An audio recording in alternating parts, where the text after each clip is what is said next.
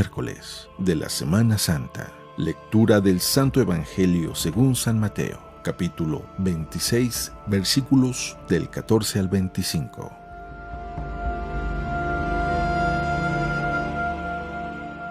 En aquel tiempo, uno de los 12, llamado Judas Iscariote, fue a ver a los sumos sacerdotes y les dijo: «¿Cuánto me dan si les entrego a Jesús?». Ellos quedaron en darle 30 monedas de plata, y desde ese momento andaba buscando una oportunidad para entregárselo. El primer día de la fiesta de los panes ácimos, los discípulos se acercaron a Jesús y le preguntaron: «¿Dónde quieres que te preparemos la cena de Pascua?». Él respondió: «Vayan a la ciudad a casa de fulano y díganle: el maestro dice, mi hora ya está cerca, voy a celebrar la Pascua con mis discípulos en tu casa». Ellos hicieron lo que Jesús les había ordenado y prepararon la cena de Pascua. Al atardecer se sentó a la mesa con los 12 y mientras cenaban les dijo: «Yo les aseguro que uno de ustedes va a entregarme».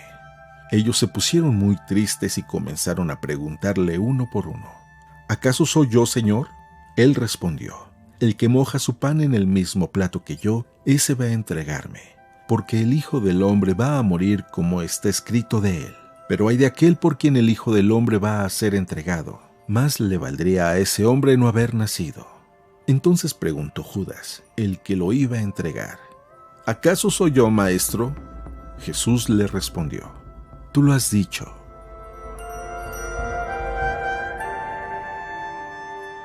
Palabra del Señor.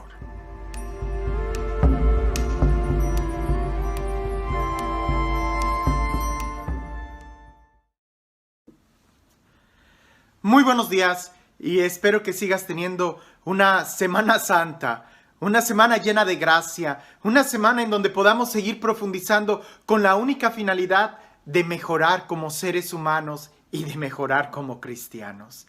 En esta Semana Santa estamos tratando de acercarnos cada vez más a Jesús en los momentos o en el momento más importante de la historia de la salvación, que es precisamente cuando Él nos redime, cuando Él muere por nosotros en la cruz. Y es importante, las lecturas de esta semana están no solamente muy bien escogidas, sino que están cerca de ese momento en algo muy cotidiano de la vida cristiana o de nuestra vida que quizás nos puede pasar lo mismo que le pasan a los personajes que están ahí. Nuevamente, este evangelio está lleno de mucho color, de muchos sabores, de muchas tensiones, de muchos sentimientos, de muchos contrastes, de noche, de día. Hay tantas cosas que ojalá pudieras dedicar un momento para poder leerlo e imaginarlo.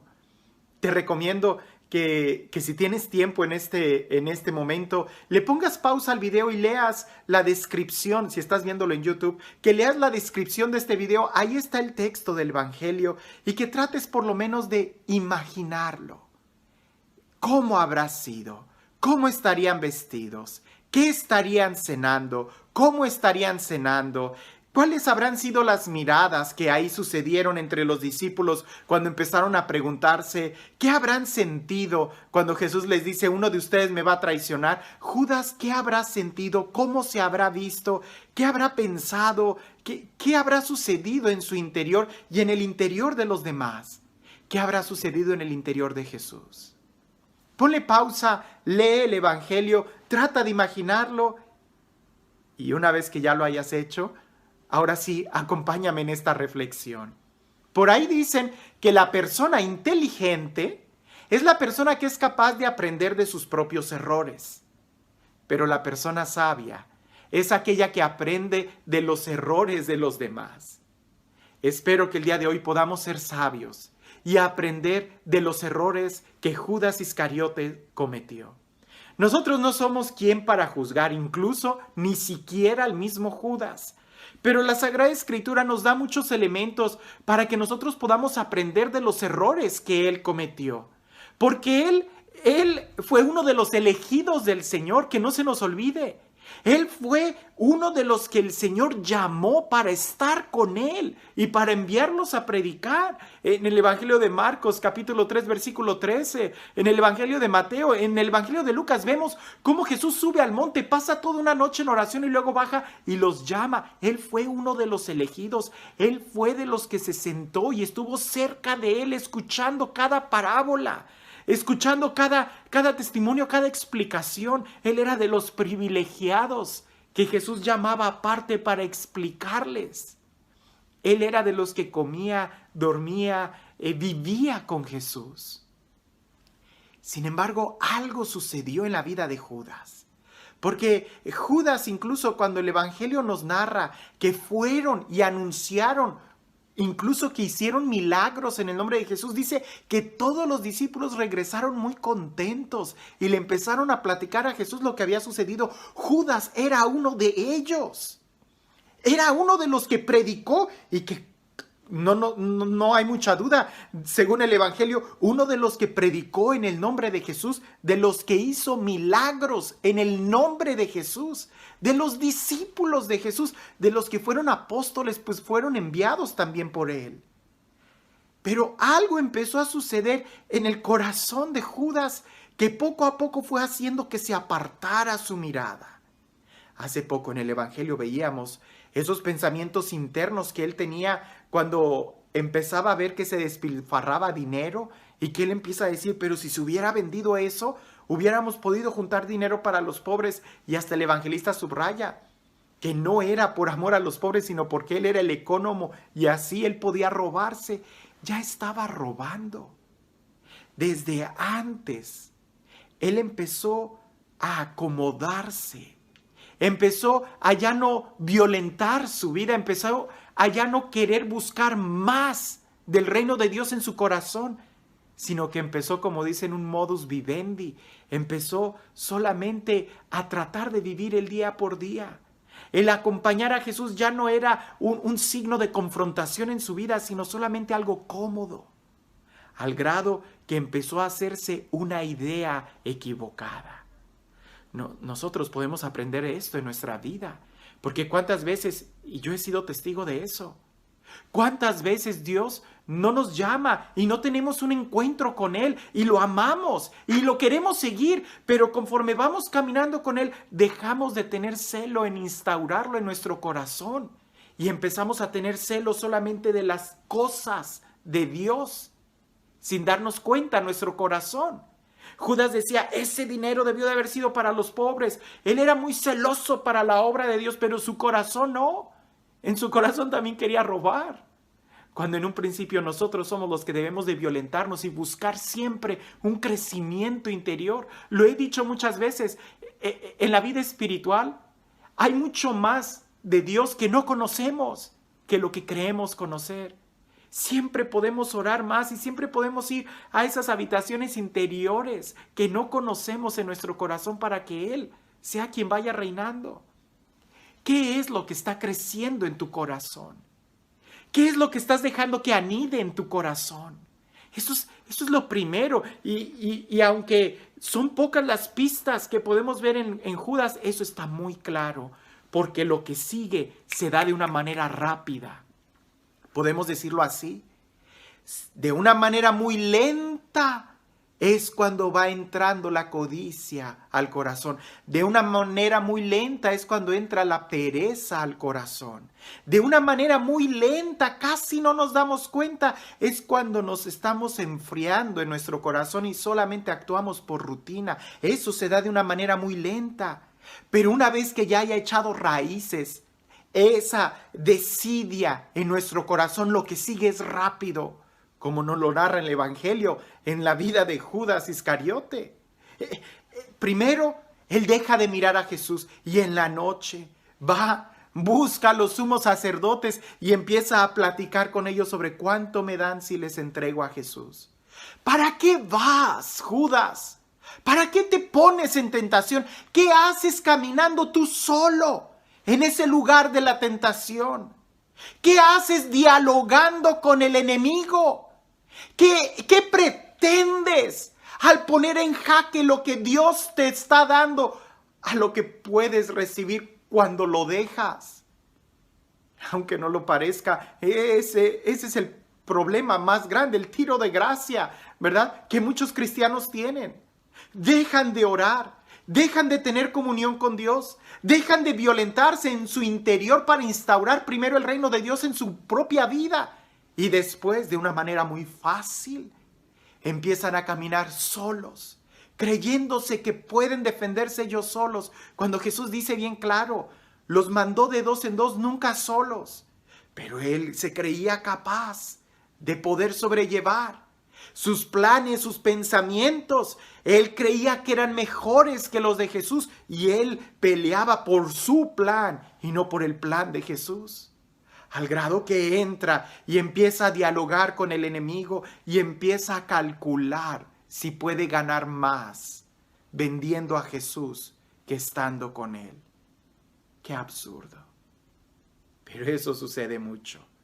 A veces nosotros todavía pensamos que puedo ganar más si vuelvo al vicio, si vuelvo a las drogas, al alcohol, si vuelvo, no sé, al adulterio, a cualquier pecado. Que es ser fiel a Jesús, que ser fiel, que buscarlo más a Él. Empezamos ya a buscar momentos de pecado. Y cuando Él dialoga, regresa con esa idea en su mente. Puedo traicionarlo por 30 monedas, me van a dar 30 monedas de plata. Eso era nada, era una basura. Jesús valía mucho más que 30 monedas. Jesús vale mucho más que cualquier placer. Jesús vale mucho más que cualquier traición, que cualquier momento en tu vida que tú puedas buscar afuera. Pero 30 monedas de plata es mucho para alguien que ya no tiene la mirada puesta en Jesús. Y sin embargo, Jesús, que lo sabe todo, en ese momento, en esa cena, Él tiene un profundo, podríamos decir, conocimiento o sentimiento de querer todavía salvar a Judas, que todavía lo dice Jesús. Uno de ustedes me va a traicionar. Y todo el mundo empieza a mirarse, seguramente todos con miedo. ¿Acaso seré yo? ¿Acaso seré yo? Todos con miedo, con angustia. ¿Podré ser yo quien lo traicione? Eso, ese sentimiento de miedo, sí, todos podemos traicionar a Jesús si no tenemos la mirada en Él. Sí, todos podemos traicionar a Jesús si no sigues buscando instaurar el reino de Dios primero en tu corazón. Sí, todos podemos traicionarlo. Pero Judas, que ya estaba haciendo ese plan maquiavélico, le pregunta a Jesús, ¿acaso seré yo? Jesús le dice, sí, tú lo serás, tú serás quien me traicione. Muy cínico. No le hizo nada, no le pasó nada. A veces nosotros estamos en retiros. A veces vamos a una misa y ya sea que a través de la homilía, del evangelio, en algún retiro, sentimos una llamada de atención muy fuerte de Dios que va dirigida a nuestro corazón y que es como un momento de alerta de ¡hey! Te hablo a ti. Y nosotros, ¿acaso es a mí?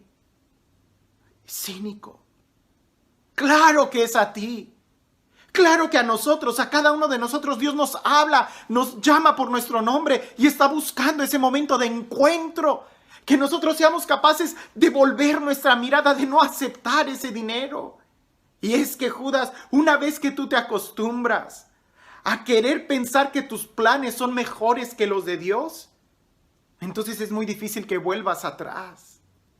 Cuando Judas se da cuenta de que había cometido un error, lo veremos más adelante en el Evangelio, trata de devolver las monedas para que liberen a Jesús. No, es que si quieres resolver las cosas, no lo hagas a tu manera. Hazlo a la manera de Jesús. Y la forma de haber resuelto eso no era tratando de volver a comprar a Jesús. Miren, aquí les traigo 30 monedas y les doy todavía otras 5 más para ver si me lo devuelven. No, no es como tú quieres. Lo mejor sería haberle pedido perdón a Jesús. Lo mejor sería haberte puesto de rodillas y clamar su misericordia. Pero cuando ya te acostumbras a hacer negocios con las cosas de Dios, es difícil. Por ahí hay alguna frase que dice, Sí, estás muy cerca de la iglesia. Sí, estás muy cerquita del sacerdote, del coordinador del grupo. Sí, estás muy cerca, muy metido en las cosas de Dios. Pero también estás cerca de Dios, porque no es lo mismo. A veces podemos ser lectores y leer muy bien y practicar la lectura en la misa, pero eso significa que tu corazón está escuchando también eso, porque a veces nos entra por un oído y nos sale por otro. Uno de ustedes me va a entregar. ¿Acaso seré yo? No. Que este tiempo, que esta Semana Santa no sea una semana más, sea verdaderamente un momento en donde podamos recapacitar y reflexionar en nuestro corazón. Porque quizás es a nosotros a quien el Señor nos está diciendo, yo te llamé por tu nombre, yo te di mi palabra, yo te amé, yo he dado tantas cosas por ti. Y uno de ustedes me va a traicionar. ¿Dónde está el día de hoy tu mirada? ¿En dónde está el día de hoy tu corazón? Y esto también me lo digo a mí, ¿verdad? Porque pues no necesito ser ciego, ¿verdad? Sé que hay muchos hermanos que fallan. Y la pregunta es, ¿y quién será el siguiente? ¿Quién será el siguiente? Que podamos acercarnos a Jesús, que podamos ser humildes y poner nuestra mirada en Él, regresar y buscar la instauración del reino primero en nuestro corazón. Y este Dios, el Dios del amor, de la paz, de la misericordia, el Dios que de una u otra manera nos manda no solamente señales, prodigios, profetas, no solamente la voz de su Hijo, sino que incluso nos da su propio Espíritu para que hable a nuestro corazón y nos despierte y nos muestre el verdadero valor que tiene Él y su presencia. Que sea Él quien el día de hoy te bendiga en el nombre del Padre, del Hijo y del Espíritu Santo. Puntos a reflexionar. ¿Dónde está tu mirada? ¿Dónde está tu mirada? ¿Qué es lo que estás buscando? ¿Hacia dónde te diriges? ¿Cuáles son tus tentaciones? ¿Eres consciente de tus tentaciones? ¿No será que estás caminando hacia ellas y ni cuenta te has dado? ¿Hay algo de cinismo en ti? Cuando escuchas la palabra de Dios que te confronta, tú también puedes decirle, ¿acaso seré yo? O verdaderamente puedes decir, Señor, sí, yo te he estado entregando, yo te he estado traicionando, yo he ido a hablar con el enemigo, he estado calculando pensamientos para venderte. Que no haya cinismo en nuestro interior. Y el cuarto punto que quizás pudiéramos reflexionar es, ¿crees que tus planes son mejores que los de Dios? ¿Crees que tú tienes la verdad? ¿Crees que tu verdad es mejor y clara que la verdad de Dios? No lo hagas a tu manera. Hazlo a la manera de Él, que siempre es en amor y en misericordia. Acércate a Él, que Él te ama. Que sigamos teniendo una semana de profunda reflexión para poder llamarla santa en nuestras vidas. Que tengas un excelente día.